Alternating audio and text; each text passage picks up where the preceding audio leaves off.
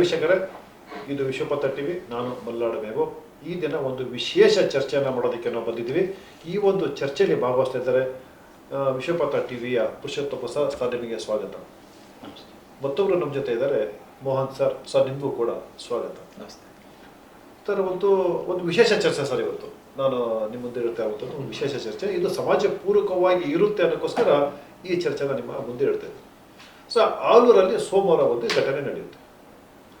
2 ಜನ ಪ್ರೇಮಿಗಳು ಬಹಳ ಪ್ರೀತಿ ಮಾಡ್ತಾ ಇರ್ತಾರೆ, ಅನ್ಯೋನ್ಯವಾಗಿ ಇರ್ತಾರೆ. ನಿಮಗೆ ಪ್ರೀತಿ ಅಂತ ಗೊತ್ತಲ್ಲ ಸರ್, ಪ್ರೀತಿ ಇಬ್ಬರು ಆಗ್ಬಿಡುತ್ತೆ, ಚೆನ್ನಾಗಿ ಓಡಾಡ್ತಾ ಇರ್ತಾರೆ, ಪ್ರೀತಿ ಮಾಡ್ತಾ ಇರ್ತಾರೆ.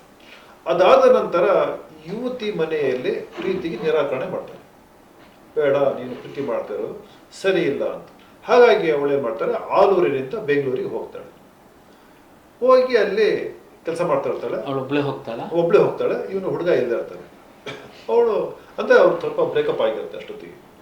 ಆಮೇಲೆ ಇವ್ ತುಂಬ ಪ್ರಯತ್ನ ಪಡ್ತಾನೆ. ಅವಳಿಗೆ 24 ಗಂಟೆ ಫೋನ್ ಮಾಡೋದು, ಅವಳಿಗೆ ಮೆಸೇಜ್ ಮಾಡೋದು, ಅವ್ರಿಗೆ ಭೇಟಿ ಮಾಡೋದಕ್ಕೆ ಪ್ರಯತ್ನ ಪಡೋದು, ಇವೆಲ್ಲವೂ ಕೂಡ ಮಾಡ್ತಾ ಇರ್ತಾನೆ. ಆದರೆ ಹುಡುಗಿ ಅದಕ್ಕೆ ಯಾವುದಕ್ಕೂ ಸ್ಪಂದಿಸೋದಿಲ್ಲ. ಮೊನ್ನೆ ಅವರು ಅವಳ ಕುಟುಂಬ ಸಮೇತ ಆಲೂರಿಗೆ ಬರ್ತಾರೆ. ಆಲೂರಿಗೆ ಬಂದು ಯಾವುದು ಅವರ ಕೆಲಸಕ್ಕೆ ಅಂತ ಅವರು ತುಡುಗಿರ್ಬೇಕಾದ್ರೆ, ಕುಟುಂಬದ ಜೊತೆ ಇರ್ಬೇಕಾದ್ರೆ ಹುಡುಗ ಬರ್ತಾನೆ, ಕತ್ತಿ ತಗೊಬರ್ತಾನೆ, ಅವಳಿಗೆ ಕೊಲ್ಲೋದಕ್ಕೆ ಪ್ರಯತ್ನ ಪಡ್ತಾನೆ. ಆದರೆ ಅವಳು ಸಾಯೋದಿಲ್ಲ. ಈಗ ಸಾವು ಮತ್ತು ಇದ್ರ ಬದುಕಿನ ಜೊತೆ ಅವಳು ಆಸ್ಪತ್ರೆ ಒಳಗಡೆ ಅಡ್ಮಿಟ್ ಆಗಿದ್ದಾಳೆ. ಇವನು ಅವಳನ್ನು ಹಲ್ಲೆ ಮಾಡಿ ಅಲ್ಲಿಂದ ಓಡೋಗ್ತಾನೆ.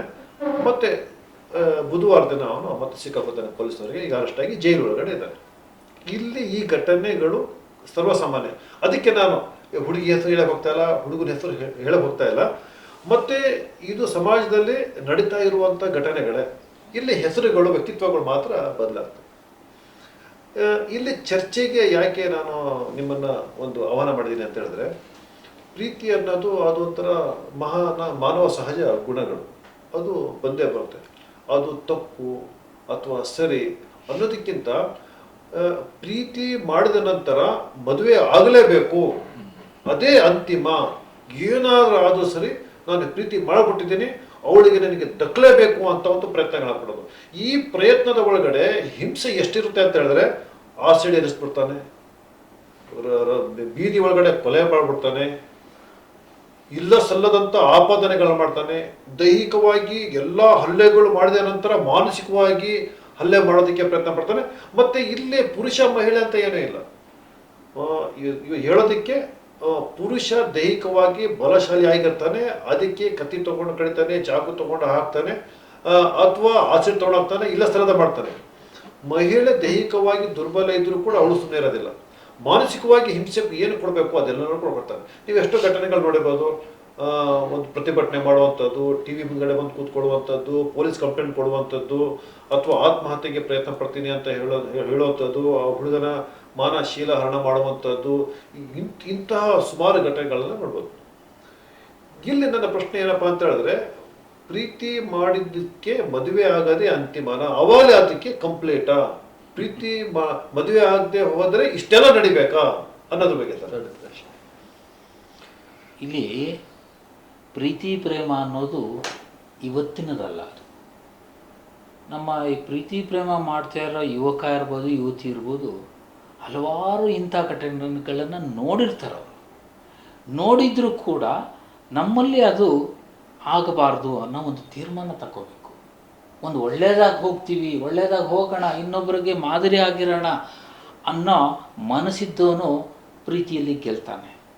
ನೋಡಿ, ಈ ಪ್ರೇಮ ವಿವಾಹ ಅನ್ನೋದನ್ನು ಹಿಂದೆ ನಾವು ಅಂತರ್ಜಾತಿ ವಿವಾಹವನ್ನು ನೋಡ್ತಾ ಇದ್ವಿ. ಅದನ್ನು ಬಸವಣ್ಣನವರೇ ಇದನ್ನು ಸಮಾನತೆ ಬರಬೇಕು ಅಂದರೆ ಅಂತರ್ಜಾತಿ ವಿವಾಹ ಬೇಕು ಅಂತ ಅವರೇ ಜಾರಿ ತಂದರು. ಅದು ಅವತ್ತು ಬಂದರೂ 900 ವರ್ಷಗಳಾದರೂ ಕೂಡ ನಾವು ಇನ್ನೂ ಅರ್ಥ ಮಾಡ್ಕೊಂಡಿಲ್ಲ. ಮೇಲು ಕೀಳು ಅನ್ನೋದು ಈ ನೀವು ಹೇಳ್ತಾ ಇರೋದು ಹೆಚ್ಚಿನದಾಗಿ ಅಂತರ್ಜಾತಿ ವಿವಾಹ ಆದರೆ ಈ ಥರದ್ದು ಆಗ್ತವೆ. ಯಾಕೆಂದರೆ 2 ಮನೆಯವರು ಒಪ್ಪೋದಿಲ್ಲ, 2 ಮನೆಯವರು ಒಪ್ಪಲ್ಲ. ಒಬ್ಬರು ಮನೆಯವರು ಒಪ್ಪಿದ್ರೆ ಇನ್ನೊಬ್ಬರು ಮನೆಯವರು ಒಪ್ಪಲ್ಲ. 2 ಮನೆಯವರು ಒಪ್ಕೊಂಡು ಹೋದಾಗ ಒಂದು ಸಾಮರಸ್ಯವಾಗಿ ಹೋಗೋಂಥ ಬದುಕನ್ನು ರೂಢಿಸ್ಕೋಬೇಕು. ನಮ್ಮ ಸಮಾಜದಲ್ಲಿ ಏನಾಗಿದೆ ಅಂದರೆ, ಅವ್ರಿಗೇನು ಲವ್ ಮಾಡುವಾಗ ಲವ್ ಮಾಡಿಬಿಡ್ತಾರೆ, ಆ ನಂತರ ಎಂತೆಂಥ ಘಟನೆಗಳು ನಮ್ಮ ಕಣ್ಣು ಮುಂದೆ ಇರ್ತವೆ. ಅವೆಲ್ಲ ಯಾಕೆ ಇವರಿಗೆ ಅರ್ಥ ಆಗಲ್ಲ? ಬದುಕನ್ನು ಹಾಳು ಮಾಡ್ಕೊಳ್ತಾರೆ, ಸಂಸಾರನ ಹಾಳು ಮಾಡ್ಕೊಳ್ತಾರೆ, ತಂದೆ ತಾಯಿಗಳ ಪ್ರೀತಿಗಳನ್ನು ಹಾಳು ಮಾಡ್ಕೊಳ್ತಾರೆ. ಇವೆಲ್ಲನೂ ನೋಡಿದಾಗ ಪ್ರೀತಿ ಅನ್ನೋದ್ರ ಬಗ್ಗೆ ಸ್ವಲ್ಪನಾದರೂ ಯೋಚನೆ ಮಾಡಿ ಕಾಲಿಡಬೇಕು ಅನಿಸುತ್ತೆ ನನಗೆ. ಸರ್ ಮೋಹನ್ ಅವರೇ, ನನಗನ್ಸೋದು ಈ ಬಹಳಷ್ಟು ಪ್ರೀತಿ ಅಥವಾ ಪ್ರೇಮ ಅಂತಕ್ಕಂಥದ್ದು ತುಂಬ ದೈವಿಕವಾಗಿ ಇರ್ತವೆ ಎಲ್ಲ ಸಮಯದಲ್ಲೂ ಅಂತೂ ಹೇಳೋಕ್ಕಾಗಲ್ಲ.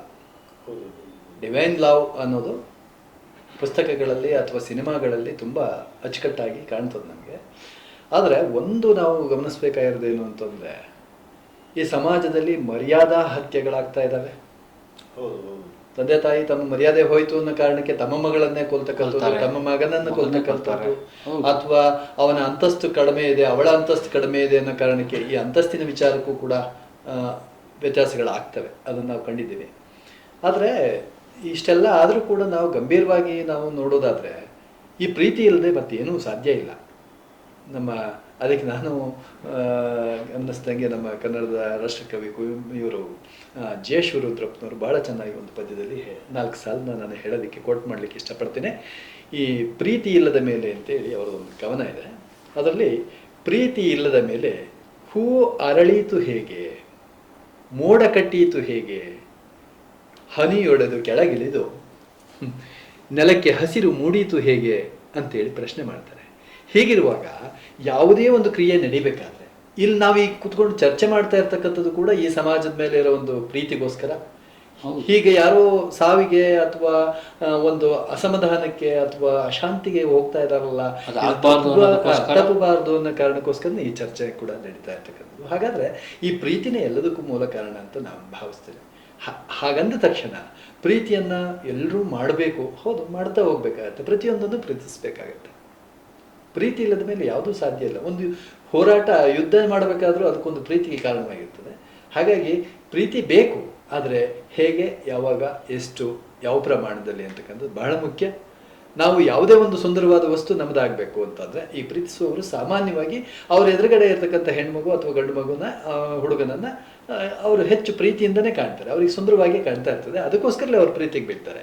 ಆದರೆ ಸುಂದರವಾಗಿದ್ದೆಲ್ಲವೂ ನನ್ನ ಬಳಿಯೇ ಎಲ್ಲ ಕಾಲಕ್ಕೂ ಇರಬೇಕು, ನಂದೇ ಆಗಬೇಕು, ಬೇರೆಯವರು ಅದನ್ನು ನೋಡಲೂಬಾರ್ದು, ಈ ಹೆಣ್ಮಗು ಅಥವಾ ಬೇರೆಯವರ ಜೊತೆ ಮಾತಾಡಬಾರ್ದು, ಈ ಥರದ ಬೇರೆ ಬೇರೆ ಆಯಾಮದಲ್ಲಿ ಅವನು ಯೋಚನೆ ಮಾಡುವಾಗ ಅಥವಾ ಅವಳು ಯೋಚನೆ ಮಾಡುವಾಗ ಇಲ್ಲಿ ಹೆಣ್ಣು ವಿಲನ್ ಆಗ್ಬೋದು, ಗಂಡು ಕೂಡ ವಿಲನ್ ಆಗಿರ್ಬೋದು. ಅಂಥ ಸಮಯದಲ್ಲಿ ನಾವು ಪ್ರೀತಿಯನ್ನ ತುಂಬಾ ತುಂಬಾ ತುಂಬಾ ಗಂಭೀರವಾಗಿ ಯೋಚನೆ ಮಾಡಬೇಕಾಗತ್ತೆ. ಹಾಗಾದ್ರೆ ಸರ್, ಈಗ ಪ್ರೀತಿಗೆ ಬಹಳಷ್ಟು ನೀವು ಹೇಳಿದ್ರೆ ಅರ್ಥಗಳಿದಾವೆ ಅಂತ.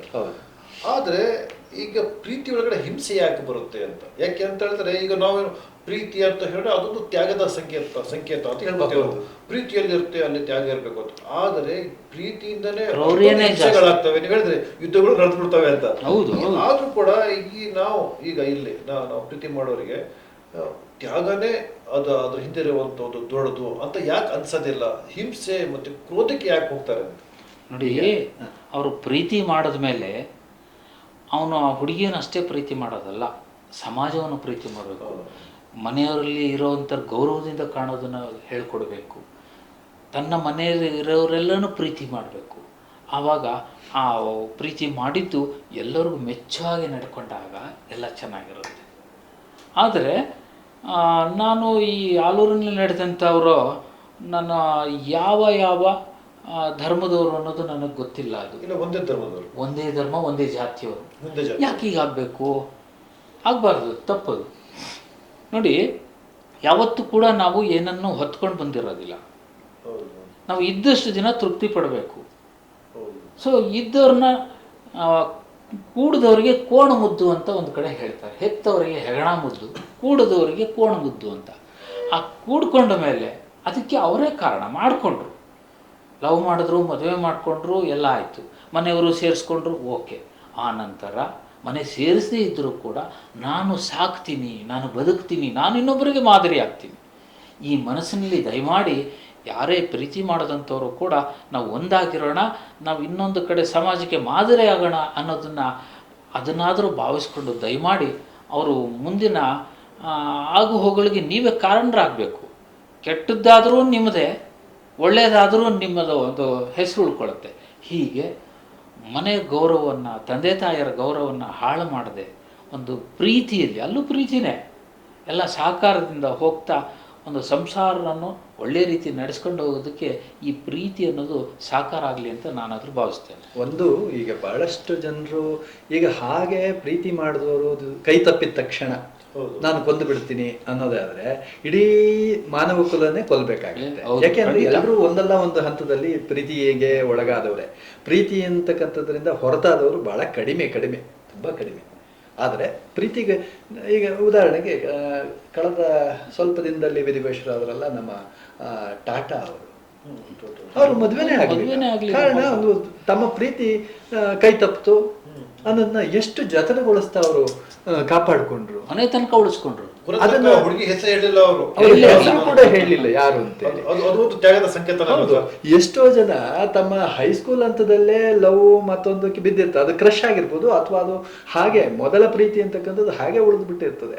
ಅದು ಹಾಗೇ ಕಾಪಾಡ್ಕೊಂಡು 30-40 ವರ್ಷದ ನಂತರ ಎಲ್ಲೋ ಭೇಟಿ ಆಗೋದು ಅಥವಾ ಕಂಡ್ರು ಅದನ್ನು ಎಲ್ಲೂ ಹೇಳ್ಕಳ್ದೇನೆ ಹಾಗೇ ಮೇಂಟೈನ್ ಮಾಡಿರ್ತಕ್ಕಂಥ ಅನೇಕ ಪ್ರೀತಿಯ ಘಟನೆಗಳು ನಮ್ಮ ಮುಂದೆ ಇದ್ದಾವೆ. ಹಾಗಿದ್ದಾಗ ನಾವು ಅದನ್ನು ನಿರಾಕರಿಸೋದು ತಪ್ಪಾಗತ್ತೆ.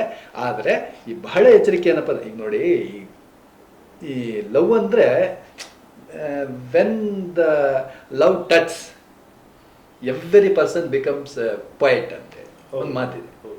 ಇದು ಪ್ರೀತಿ ಅಂತಕ್ಕಂಥದ್ದು ಒಂದು ದಯಾಳುವಾಗಿರ್ತಕ್ಕಂಥ ವಿಚಾರ. ದಯಾಳು ಆಗ್ತದೆ ಮನುಷ್ಯ, ಕರುಣೆ ಅನ್ನೋದು ಒಂದು. ಈಗ ಒಂದು ವಸ್ತುವನ್ನು ನಾವು ಪ್ರೀತಿಸಕ್ಕೆ ಶುರುವಾಯಿತು ಅಂತಂದರೆ ಅವನಿಗೆ ದ್ವೇಷ ಹೇಗೆ ಹುಟ್ಟಿಸೋದು? ಆಗಬಾರ್ದು. ಆದರೆ ಇಲ್ಲಿ ನನಗೆ ಸಲ್ಲಬೇಕು, ನನ್ನದೇ ಇದು ಅನ್ನೋ ಈ ದೊಡ್ಡ ಒಂದು ಕ್ರೌರ್ಯದ ಮನೋಭಾವ ಬೆಳೆಸ್ಕೋತೀವಲ್ಲ, ಇದು ಭಾಳ ಅಪಾಯಕಾರಿ. ಇದನ್ನು ಸಮಾಜಕ್ಕೆ ಘಾತಕವಾಗಬಾರ್ದು, ಕಂಟಕವಾಗಬಾರ್ದು ಅನ್ನೋದನ್ನ ಎಲ್ಲರೂ ಎಚ್ಚರಿಕೆಯನ್ನು ವಹಿಸಬೇಕಾಗತ್ತೆ. ಮತ್ತೆ ಈಗ ನಾವು ಒಂದು ತಾಜ್ ಮಹಲ್ ಅನ್ನ ಒಂದು ಪ್ರೀತಿಯ ಸಂಕೇತ ಅಂತ ಹೇಳ್ತೀವಿ.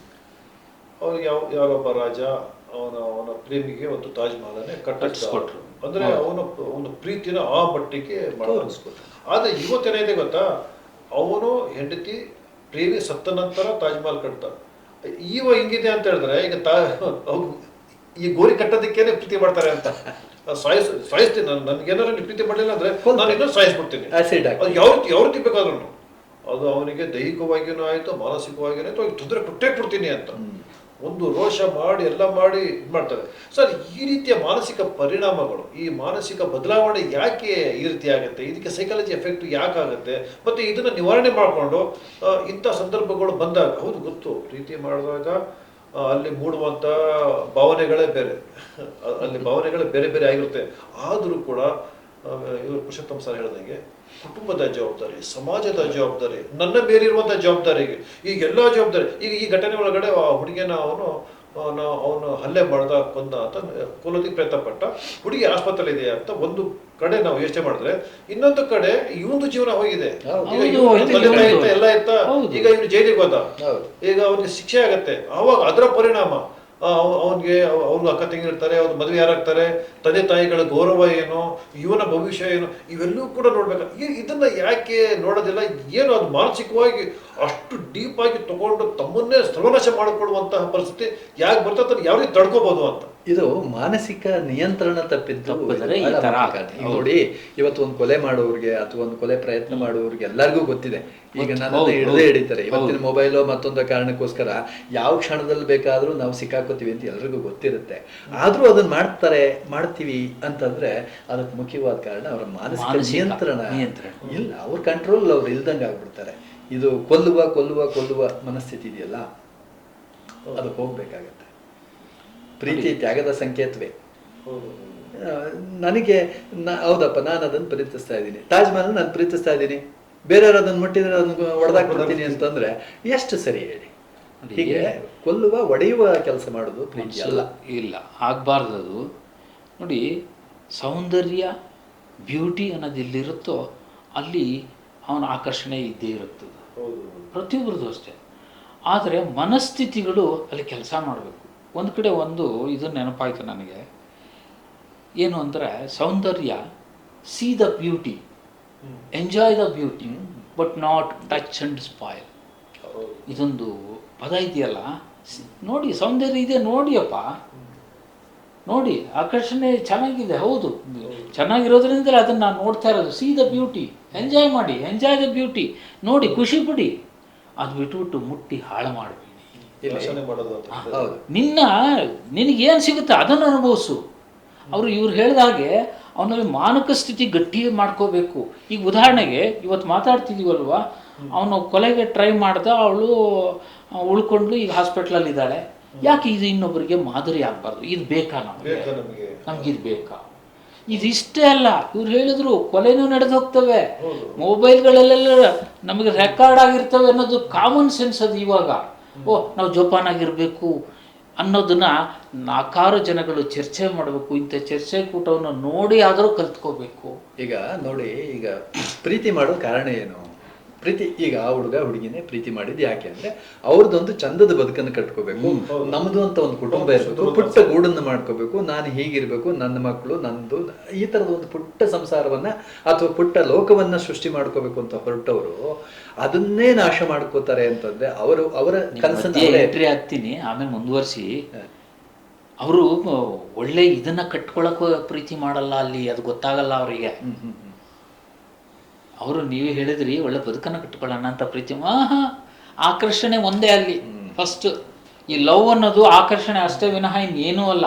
ಅದನ್ನು ಯಾರೋ ಗಟ್ಟಿಯಾಗಿ ಅವನು ಅರ್ಥ ಮಾಡ್ಕೊಂಡು ನಿಭಾಯಿಸ್ತಾನೋ ಅವನು ಸುಖವಾಗಿರ್ತಾನೆ. ಸೊ ಈಗ ನಿಮ್ಮ ಇಬ್ಬರು ಮಾತನ್ನು ತಗೊಂಡು ನಾನು ಒಂದು ಮುಖ್ಯವಾದ ಪ್ರಶ್ನೆ ನಿಮಗೆ ಕೇಳ್ತೀನಿ. ಹೇಳಿ, ನಾವು ಚರ್ಚೆ ಮಾಡ್ತಿದ್ವಿ, ಪ್ರೀತಿ ಬಗ್ಗೆ ಚರ್ಚೆ ಮಾಡ್ತಿದ್ವಿ. ಇಂತಹ ಮನಸ್ಥಿತಿನ ಪ್ರೀತಿ ಅನ್ಬೇಕು, ಅದೊಂದು ರೋಗ ಅಂತ ಹೇಳಬೇಕು ಅಂತ.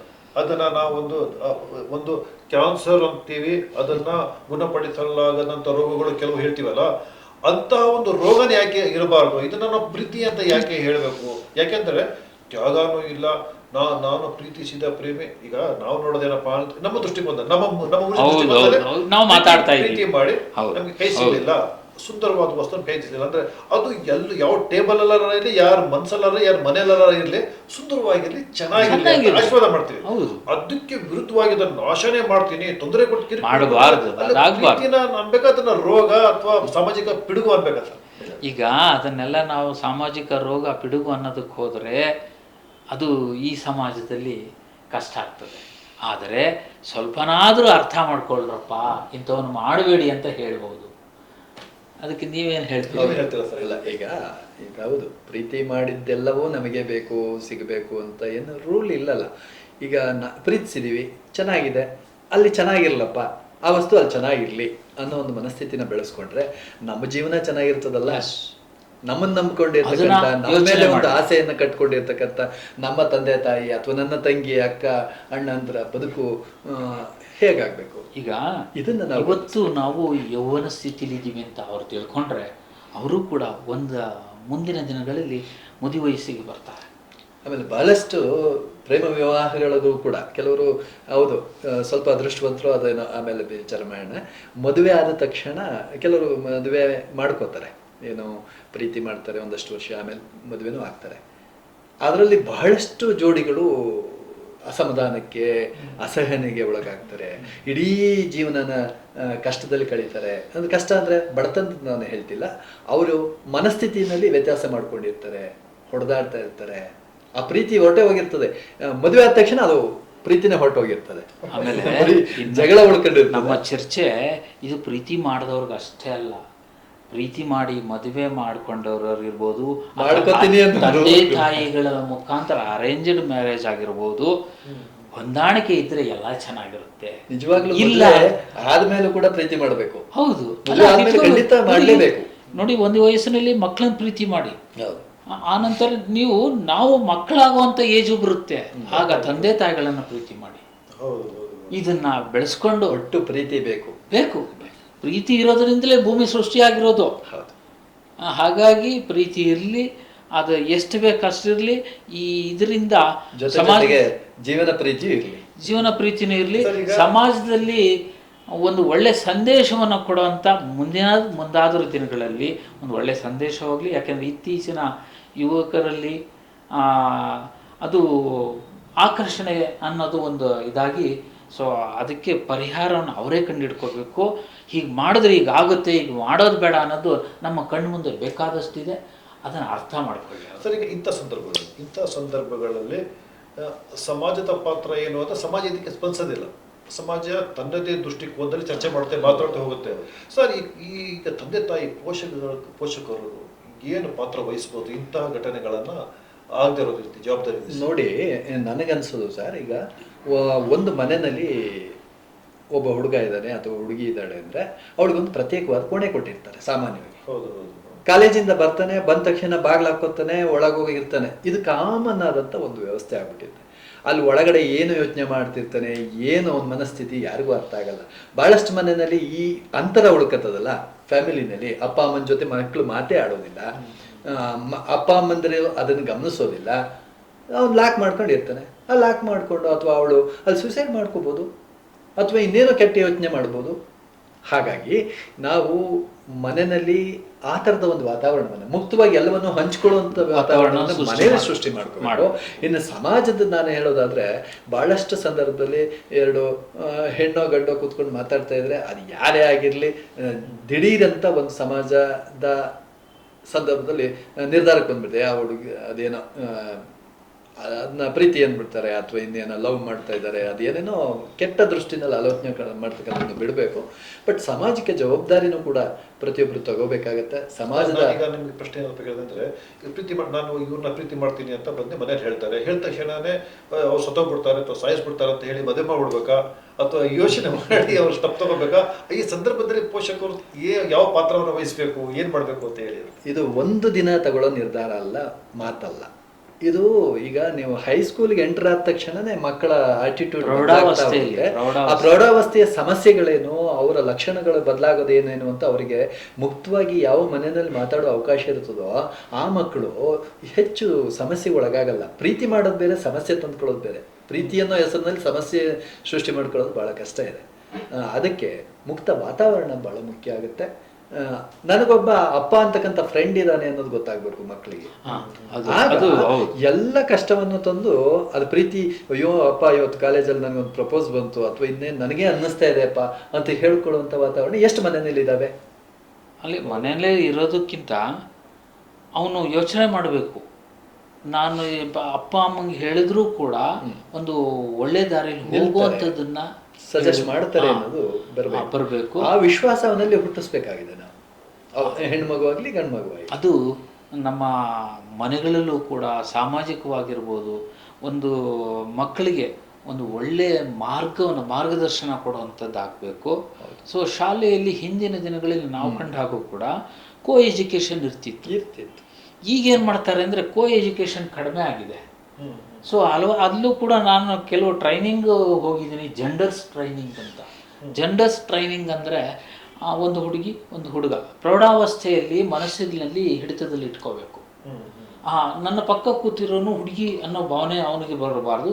ಚರ್ಚೆಗಳು ಆ ಥರ ಹೋಗಬೇಕು ಅಂತ ಒಂದು ಟ್ರೈನಿಂಗು ಕೂಡ ಕೊಟ್ಟಿದ್ರು ನಮಗೆ. 8 ದಿನದ ಟ್ರೈನಿಂಗ್ ಅದು. ಒಂದು ಹುಡುಗ ಒಂದು ಹುಡುಗಿ ಕೂರಿಸಿ ಒಂದು ವ್ಯವಸ್ಥಿತವಾಗಿ ಕೋ ಎಜುಕೇಷನ್ನ ಕೊಡಬೇಕು ಅಂತ. ಅದೇನು ಸರ್ಕಾರದ ಮಟ್ಟದಲ್ಲಿ ಮಾಡಿದ್ರು, ಏನು ಆಗಲಿಲ್ಲ, ಅದು ಅಲ್ಲಿಗೆ ನಿಂತು. ಸರ್, ಈಗ ನೀವೊಬ್ಬರು ಶಾಲಾ ಶಿಕ್ಷಕರಾಗಿ ಕೂಡ ನಿವೃತ್ತರಾಗಿರೋರು. ಸರ್, ಏನಾದ್ರು ಶಾಲೆ ಒಳಗಡೆನೆ ಇಂತಹ ಕ್ರೈಮ್ಗಳನ್ನು ನಿಲ್ಲಿಸೋದಕ್ಕೆ ಏನಾದರೂ ಈ ಪಾಠ್ಯ ಚಟುವಟಿಕೆ ಒಳಗಡೆ ಏನಾರ ಒಂದು ಮಾಡಿ ಆ ಥರ ಏನಾರು ಮಾಡ್ಬೋದಾ? ಈ ಹದಿಹರೆಯದ ಸಮಸ್ಯೆಗಳನ್ನ ಕುರಿತು ಈಗಲೂ ಇದೆ. ಶಿಕ್ಷಣದಲ್ಲಿ ಒದಗಿಸ್ಬೇಕು, ಮಾಹಿತಿ ಕೊಡಬೇಕು, ಅದರ ನಿವಾರಣೆಗೆ ಇದು ಮಾಡಬೇಕು. ಮಾನಸಿಕ ಸಮಸ್ಯೆಗಳು ಅಥವಾ ಪ್ರಶ್ನೆಗಳು ಬರುವಂಥದ್ದು ನಿವಾರಿಸಬೇಕು ಅಂತಕ್ಕಂಥದ್ದು ಪಠ್ಯದಲ್ಲೂ ಬರ್ತವೆ.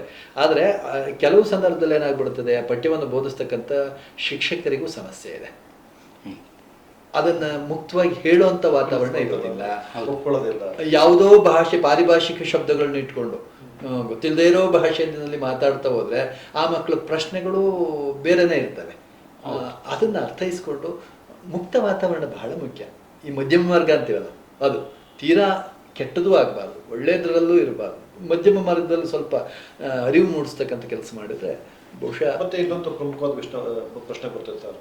ಈಗ ಇದು ಕ್ರೈಮ್ಗಳು ನಡೆದು ಬಿಡ್ತವೆ, ಅಪರಾಧಗಳು ನಡೀತವೆ. ಅದು ನಮ್ಮ ಹತೋಟಿ ಒಳಗಡೆ ಇರೋದಿಲ್ಲ, ಅದು ಒಂದು ಕಾನೂನಿನ ವ್ಯಾಪ್ತಿ ಒಳಗಡೆ ಹೋಗ್ಬಿಡ್ತವೆ.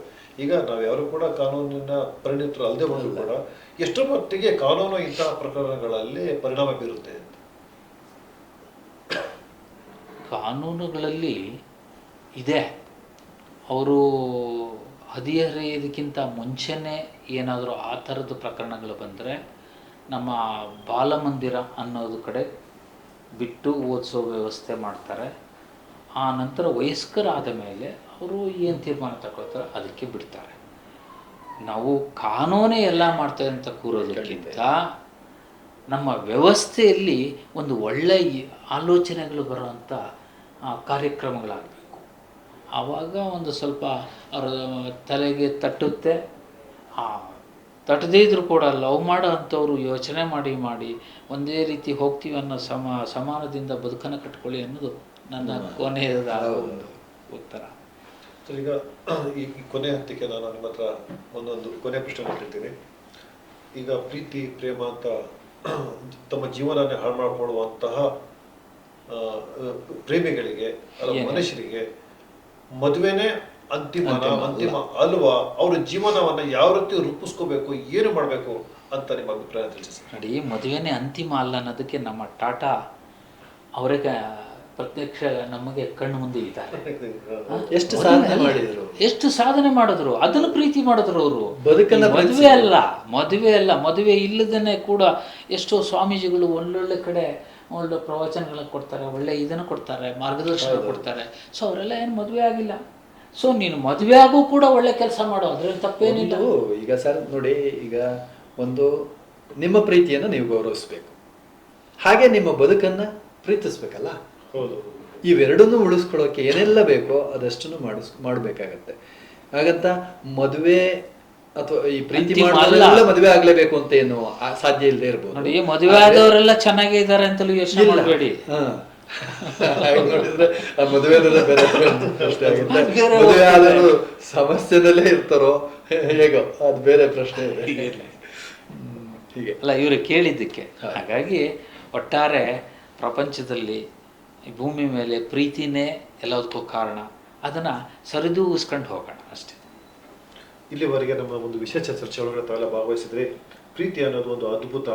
ಅದಕ್ಕೆ ನಾವು ಯಾವುದೇ ಅಕ್ಷರಗಳಿಂದ ನಾವು ಅದನ್ನು ವಿವರಿಸೋದಕ್ಕೆ ಸಾಧ್ಯತೆ ಆಗೋದಿಲ್ಲ. ಈ ಪ್ರೀತಿನ ಇಟ್ಕೊಂಡು ಹಿಂಸೆ ಮಾಡೋದು, ಆತ್ಮಹತ್ಯೆ ಮಾಡ್ಕೊಳ್ಳೋದು, ಕೊಲೆ ಮಾಡೋದು, ಜೊತೆಗೆ ಇಲ್ಲ ಸಲ್ಲದಂತಹ ತೀರ್ಮಾನಗಳನ್ನು ತಗೊಂಡು ತನ್ನ ಪೋಷಕರಿಗೆ, ತನ್ನನ್ನು ನಂಬಿದವರಿಗೂ ಕೂಡ ಅನ್ಯಾಯ ಮಾಡೋದು, ಅದು ಸರಿಯಾದ ಮಾರ್ಗ ಅಲ್ಲ. ಪ್ರೀತಿ ಅಂತ ಹೇಳಿದ್ರೆ ಅದು ತ್ಯಾಗದ ಸಂಕೇತ. ಪ್ರೀತಿ ಅಂದರೆ ತ್ಯಾಗ. ಅಲ್ಲಿ ಬೇರೆದಕ್ಕೆ ಅವಕಾಶನೇ ಇಲ್ಲ. ಅದಕ್ಕೆ ಬೇರೆ ಯಾವುದೇ ಪರ್ಯಾಯ ಪದಗಳು ಅದಕ್ಕೆ ಅಳವಡಿಸೋದಕ್ಕೆ ಆಗದೇ ಇಲ್ಲ.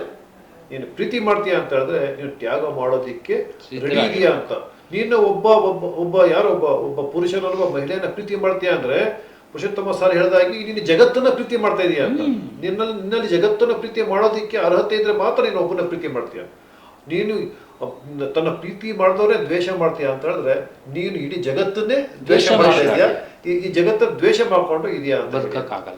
ಹಾಗಾಗಿ ಪ್ರೀತಿಸಿ, ನಿಮಗೆ ಅವಕಾಶಗಳು ಸಿಕ್ಕಿದ್ರೆ ನೀವು ಮದುವೆಯಾಗಿ ಈ ಸಮಾಜಕ್ಕೆ ಒಳ್ಳೆ ಗೌರವ ಇರುವಂಥ ವ್ಯಕ್ತಿಗಳಾಗಿ ನೀವು ಸಮಾಜಕ್ಕೆ ಕೊಡುಗೆನ ಕೊಡಿ. ನೀವು ಇಡೀ ನಿಮ್ಮ ಕುಟುಂಬ ಒಂದು ಸಮಾಜನ ಕಟ್ಟೋದಕ್ಕೆ ಪ್ರಯತ್ನಗಳು ಪಟ್ಟು ಒಳ್ಳೆ ಪೋಷಕರು, ಒಳ್ಳೆ ಕುಟುಂಬ ಆದರೆ ಎಲ್ಲದೂ ಒಳ್ಳೆಯದು. ಆದರೆ ಪ್ರೀತಿಯ ಹೆಸರಿನಲ್ಲಿ ಈ ಸಮಾಜನೇ ನಿಮ್ಮನ್ನ ಚೀತು ಅನ್ನುವಂತಹ ಮಟ್ಟಿಗೆ ನೀವು ಇಳಿಬೇಡಿ. ನಿಮ್ಮನ್ನು ಗೌರವಿಸಿ, ಮುಖ್ಯವಾಗಿ ನಿಮ್ಮ ಆತ್ಮಗೌರವವನ್ನು ಕೂಡ ನಿಮ್ಮನ್ನ ನೀವೇ ಗೌರವಿಸ್ಕೊಂಡು ಅದಕ್ಕೂ ಆತ್ಮಸಾಕ್ಷಿಗೆ ಬೆಲೆ ಕೊಟ್ಕೊಂಡು ಒಬ್ಬ ಉತ್ತಮ ನಾಗರಿಕನಾಗಿ ಬದುಕಿ ಅಂತ ಹೇಳ್ತಾ, ಈ ವಿಶ್ವಪಥ ಟಿವಿಯ ಒಂದು ಕಾರ್ಯಕ್ರಮಕ್ಕೆ ಬಂದಂತಹ ಅತಿಥಿಗಳಿಗೂ ನಾನು ವಂದಿಸ್ತಾ, ಈ ಕಾರ್ಯಕ್ರಮನ ನಿಮಗೆ ಚೆನ್ನಾಗಿ ಕಂಡ್ರೆ ಇದನ್ನ ಶೇರ್ ಮಾಡಿ, ಲೈಕ್ ಮಾಡಿ, ಬೇರೆಯವರು ಕೂಡ ಈ ವಿಡಿಯೋನ ಕಳಿಸ್ಕೊಡಿ. ನಮಸ್ಕಾರ.